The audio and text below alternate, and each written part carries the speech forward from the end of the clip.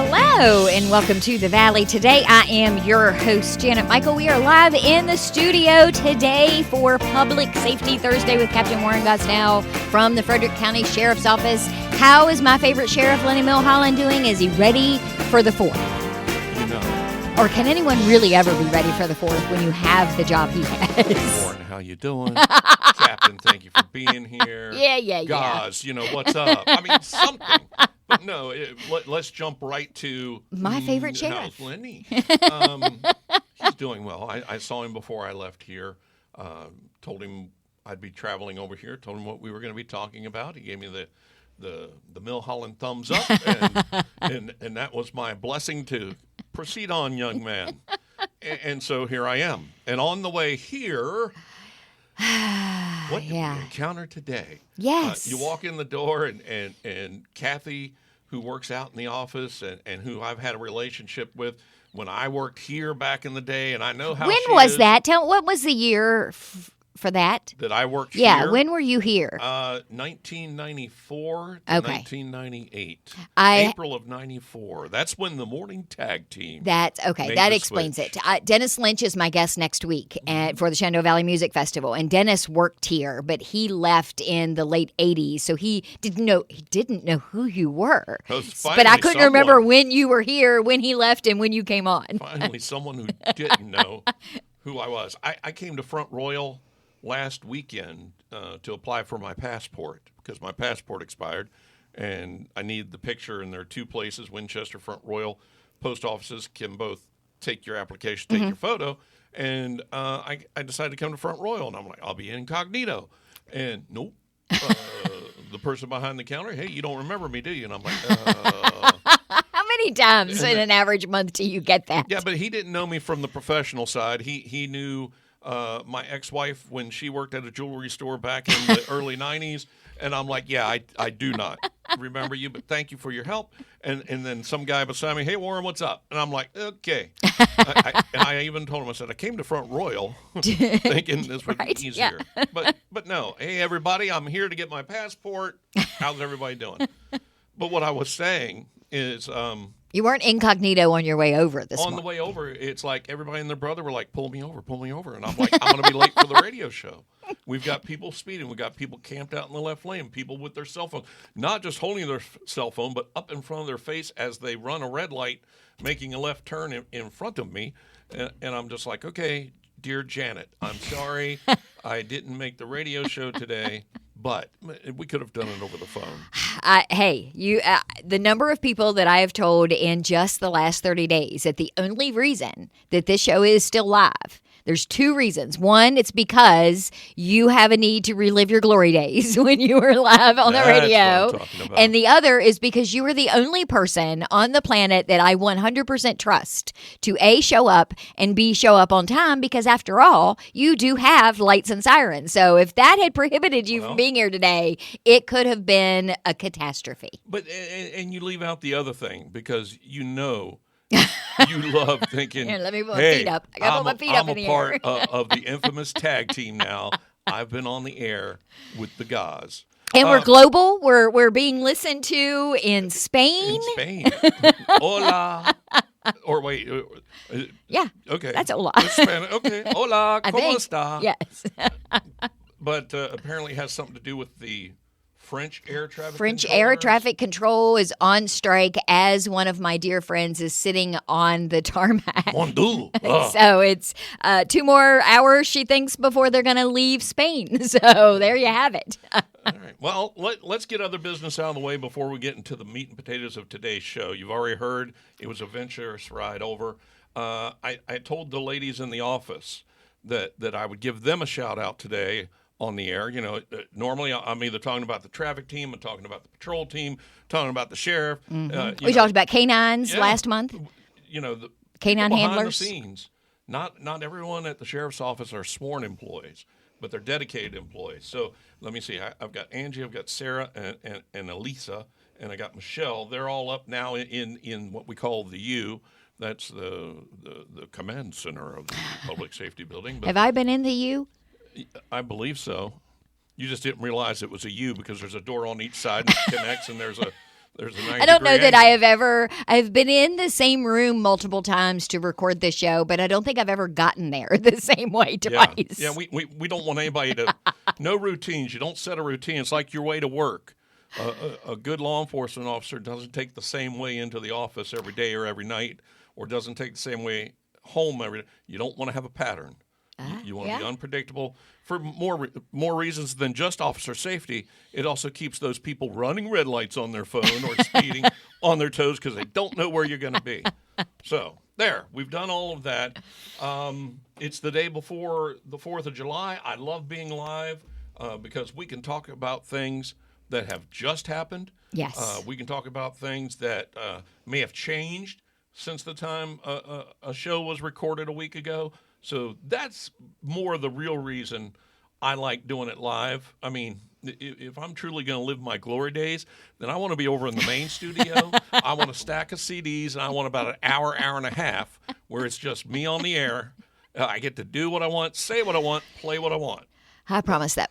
No, I won't do that to anybody. Okay. So here's what I got for you, Janet. All right, give me your list. Briefly, I want to talk about what's going on next Friday, not tomorrow's Friday. We're going to get to that. But next Friday, I want to remind everybody that at the Public Safety Building in Frederick County, 1080 Coverstone Drive, we're having the Battle of the Badges.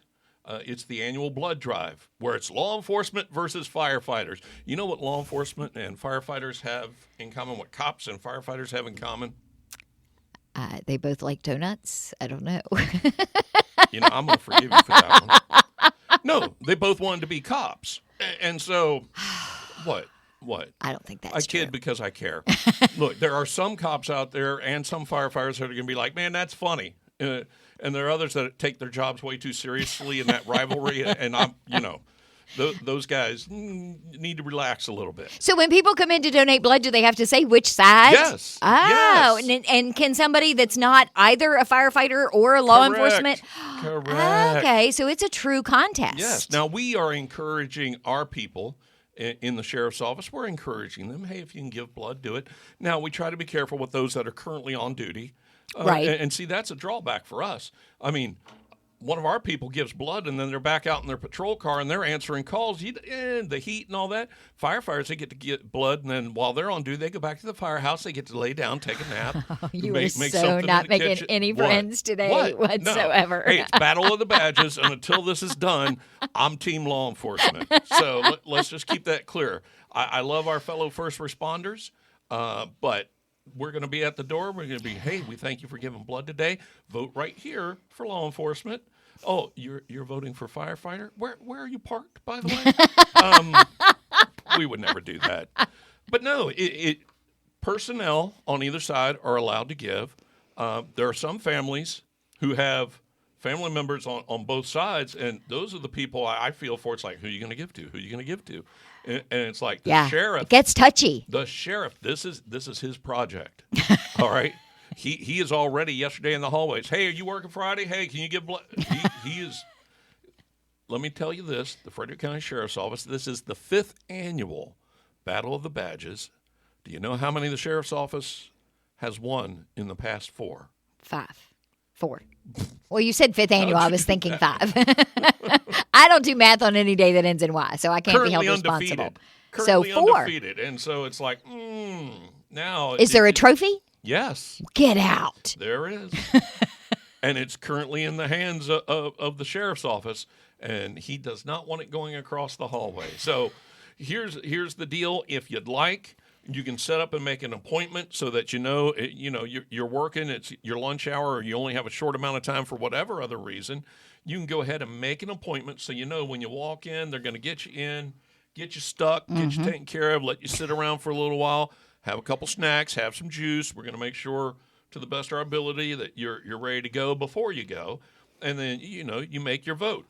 And for those that donate, fancy sunglasses. let me just tell you, I'm going to put these things We're on going to right have to now. get a picture of you in those before you leave. It's a good thing there's Lord. a table between Yeah. you and I right now.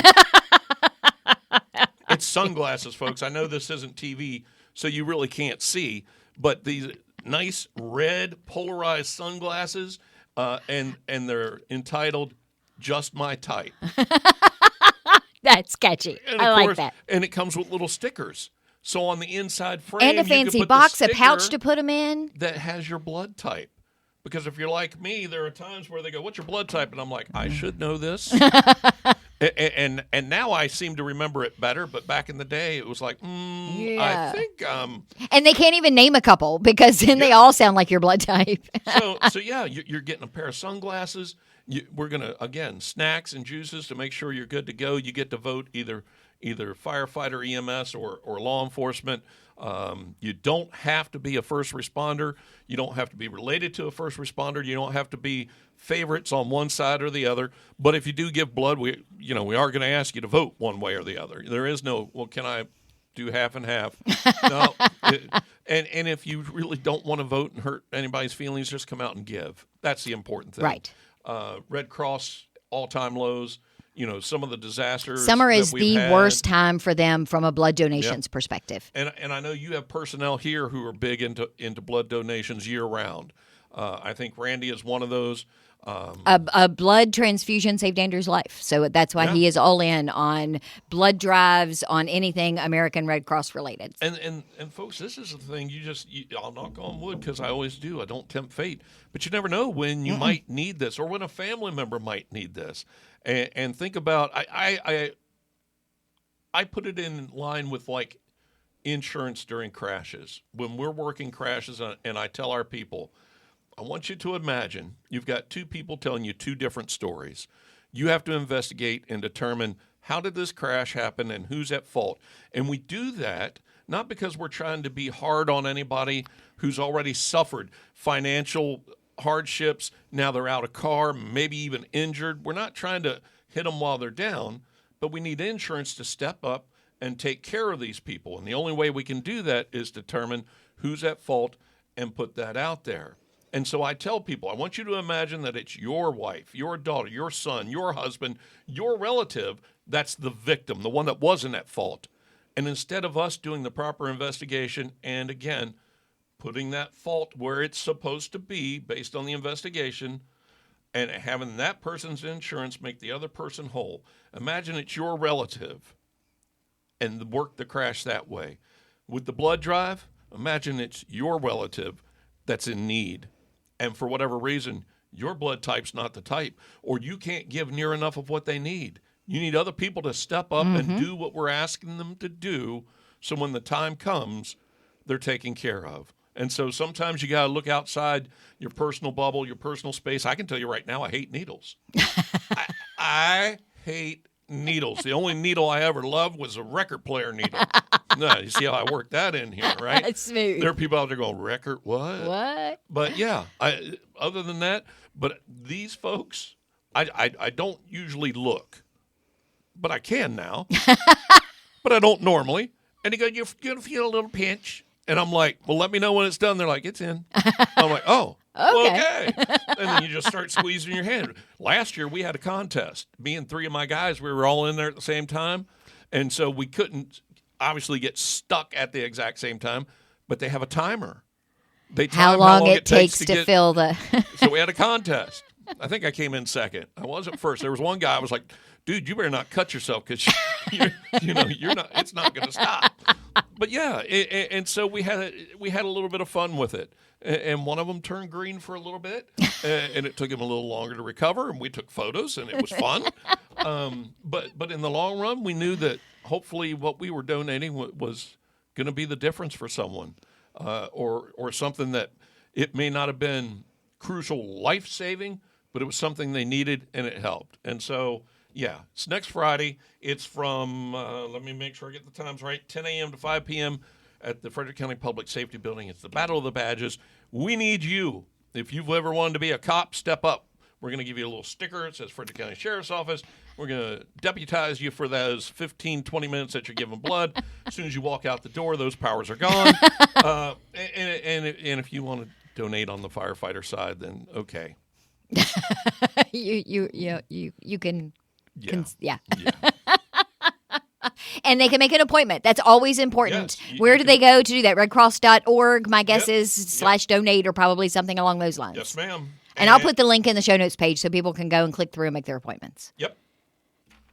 and I think highly it's time for a encourage break. everyone to go to law enforcement. It is exactly time for a break. So we're going to do That's how that. I roll. And then we're going to come back and we're going to talk about the 4th of July fireworks. Are they legal? Fireworks, Are they not parades, legal? parking, traffic. We're going to talk about all All of of it. them. I'm going to try to save you some hassle. I'm going to try to save some of you your fingers or your hand.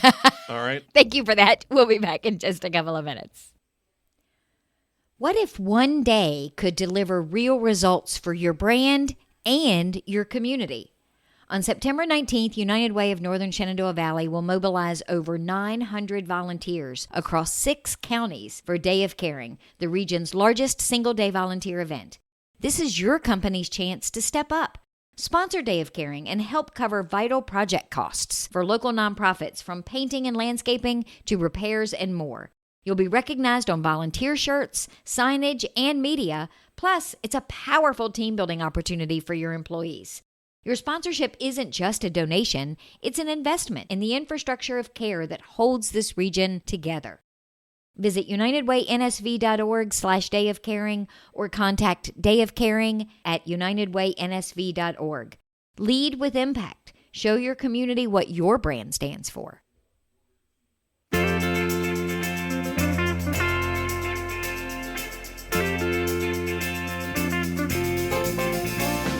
Welcome back to the Valley. Today, I am your host, Janet Michael. We are live in the studio today for Public Safety Thursday with Captain Warren Gosnell from the Frederick County Sheriff's Office. So did my favorite sheriff not turn the show on until after I asked how he was doing? I'm very upset that he didn't hear and know that I was looking out for him. Glory, glory, hallelujah. I'm sorry. When I hear Kemp and it's almost the 4th of July, I think of him and Uncle Sam back in the day, bumping fists. We got it done, and him telling the stories about that first 4th of July celebration, like the first Thanksgiving. You are on a path to have all kinds of enemies today. Kemp and I love each other. Cops have ride-alongs. You know what firefighters have? Sleepovers. But no, what? I kid because I care. In case someone is just joining us, that is a reference to Battle of the Badge blood drive, Friday, July 11th, 10 a.m. to 5 p.m. drive. Frederick County Sheriff's Office versus Frederick County Fire and Rescue at the Public Safety Building. Yes. Go give blood and do it for the law enforcement officers. Let's be clear. 1986, I was a volunteer firefighter and certified EMT in Texas. And so before I got into law enforcement, I fought a few fires, rode in a few ambulances. And so it's like being from West Virginia. I can tell all the West Virginia jokes I want. And so when it comes to the fun rivalry between law enforcement and firefighters, I can because I've been both. Perhaps you should have led with that. But now they know. So, yeah. But people that are going to be busy this weekend are probably the firefighters, a little even more so, perhaps, than law enforcement, because it's a dangerous weekend. And tomorrow is their day. Yeah. Tomorrow is their day. I can tell you this. I spoke yesterday with one of our fire marshals, and we have 5 in Frederick County. Fire marshals are a unique creature. Yes. Fire marshals, they have been firefighters, most of them, I'm sure, for many years. Before they actually ascended to being a fire marshal. But once they got there, they also went to a police academy and have become certified in law enforcement, because a fire marshal also has powers of arrest. He does. And so, or she. And so, they're walking around with the dual-edged lightsaber. It's not just out of the one end, it's out the other. And they're like, let's rock and roll. One side blue, one side red. And so they'll be out in force probably starting tonight. And remind me, we'll talk a little bit about the public service aspect as far as pet owners. Okay. You and I both know this from firsthand experience with fireworks. But here's the thing, and I've said this about other things before. There are certain things, laws, that I don't necessarily agree with, but I'm going to enforce the law. I've thought for a while now that once you can vote and once you could possibly be drafted into the military, you should be able to responsibly have a beer or a drink if you want. Responsibly, again, let me add. But that's not the law. And so if I catch you before you're 21 doing it, I'm going to enforce it. Fireworks. On the 4th of July, let me be clear, on the 4th of July, not July 3rd, not July 31st, not December 1st. On the 4th of July, I think people should be able to responsibly use fireworks. But in Virginia, you're not allowed. And so the bottom line is, if we catch you, you're going to suffer the consequences. And when I say us, it is a combined effort of law enforcement and fire and rescue. And so if a fire marshal shows up at your house and you think, well, you can't do nothing because you read the truck and it says fire department. Ooh, yeah. Mistake number one. No, mistake number two. Number one was using the fireworks. Number two lit the wrong is fuse now. Okay. And not only can you be cited for the illegal use of the fireworks, anything you haven't lit off yet gone is seized. There are people that spend plenty of money on the other side of the state line, and then they trek their stuff back over here, or when they're in Carolina for a trip, and they're like, hey, in a couple Let's months, load up. That's all well and good, but that money's gone. And so let me start it off with this. There are some fireworks that are permissible, obviously, okay?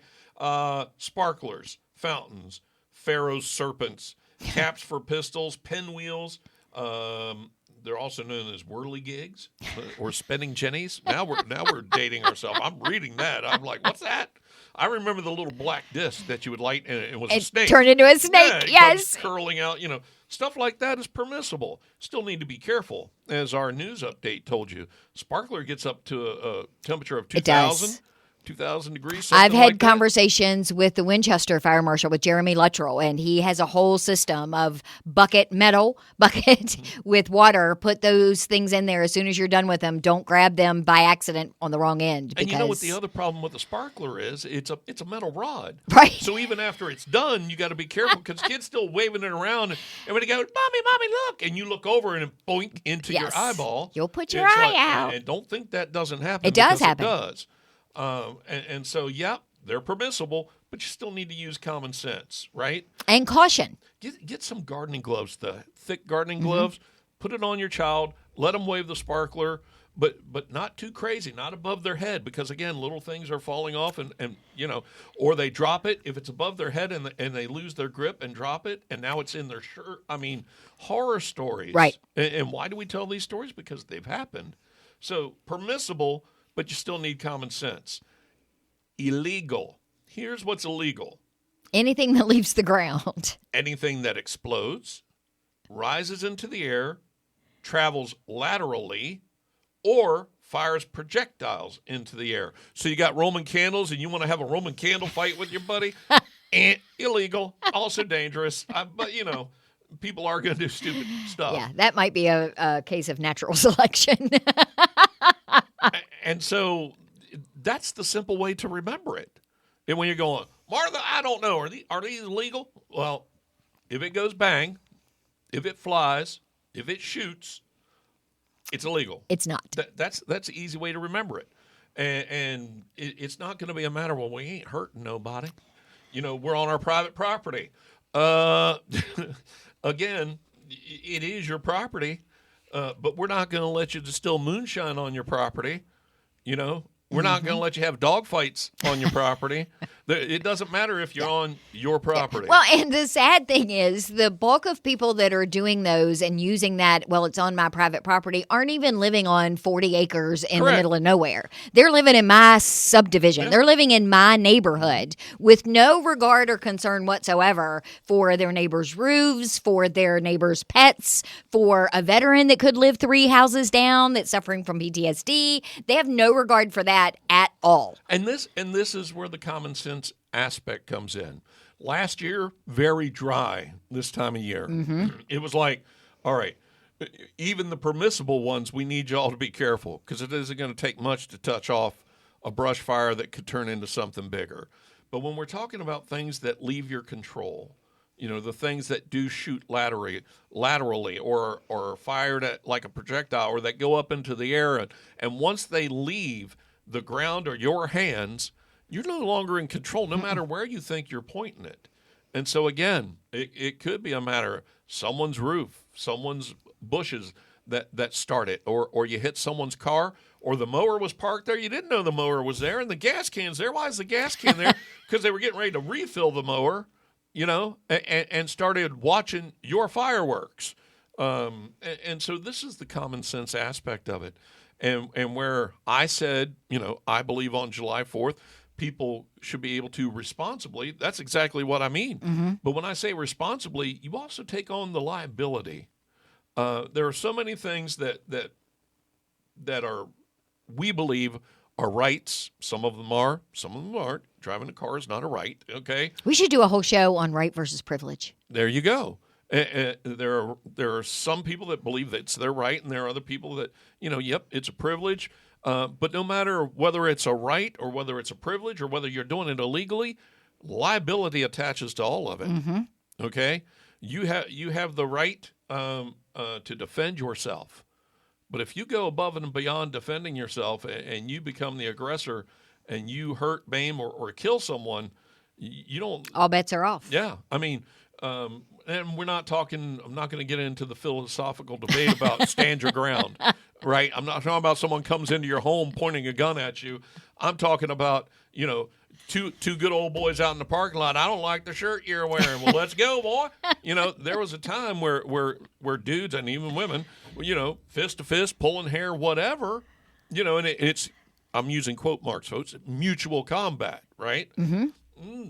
Mutual combat is A-okay. You can be like, well, he said he wanted to fight, so I fought. Yeah. And then once he was down, you continued to fight. You kicked. You continued to punch. At some point in time, the tables can turn, and now you've become an aggressor. And what you thought you were being allowed to do You or were had the defending right yourself, to do, right? Yeah, it's gone too far. So the liability connects just like with this. So again, I don't want anything I say to be twisted into, well, God says he thinks we should be able to use fireworks. Yeah, I do, responsibly. But when you do that, it attaches liability. So even if you were doing it responsibly, something bad could happen, and it could be tracked back to you, and you should make that person whole, just like the vehicle crash. Right. Coming back to this, traffic is a wonderful thing, right?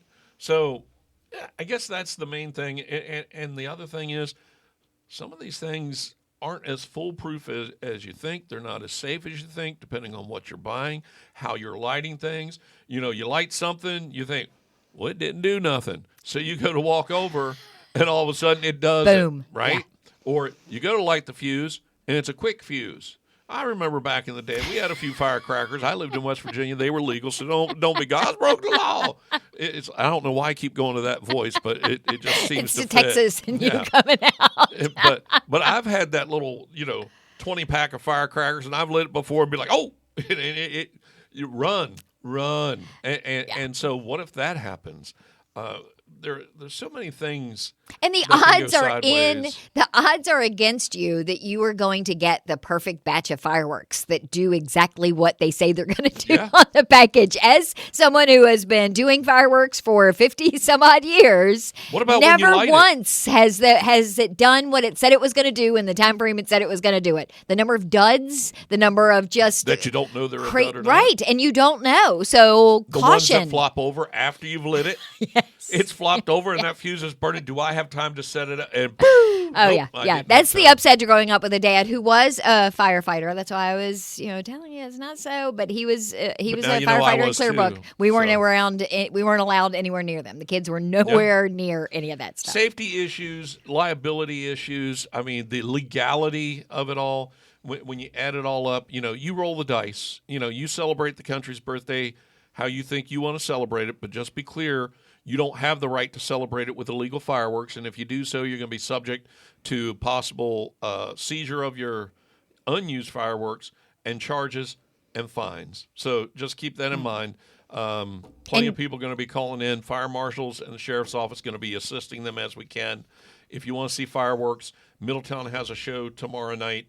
Sharando Park has a show tomorrow night. Lake Holiday has a show tonight. City of Winchester's is tonight. So yeah, and just know, for the record, if you live in Middletown and you use any of those fireworks, I'm calling. There you go. I call every year. Last year, I actually drove around to find out where they were so I could give a better address to the person when they showed up at my house to say, well, you called in about illegal fireworks. Yes, here, let me show you the house. There you go. So I don't play. All right. All right, I want to get this in. How much time do we have? You have 1 minute exactly. I'm starting the music. All right. The other thing about the fireworks, folks, that I ask you to keep in mind, regardless of how you're celebrating, keep your neighbors and pets in mind. As Janet said, we have folks who themselves react poorly to loud, unexpected noises. So there's more to this than just the aspect of, ooh, aren't they pretty? Try to keep that in mind if you can. And that goes for the folks that are listening in West Virginia and other areas where they can set off fireworks legally. All right? So other than that, we're going to try to make it through. Got a busy day tomorrow. Hopefully, you'll see me before I see you, especially you people on the road on my way in, because now I'm free. And if y'all do it again, you got nowhere to be. Y'all are in trouble on his way out here. Take place along the shoulder of the road. And for the record, if anyone is curious that's listening, I always wait 10 minutes after he has left before I leave the station to head on my way.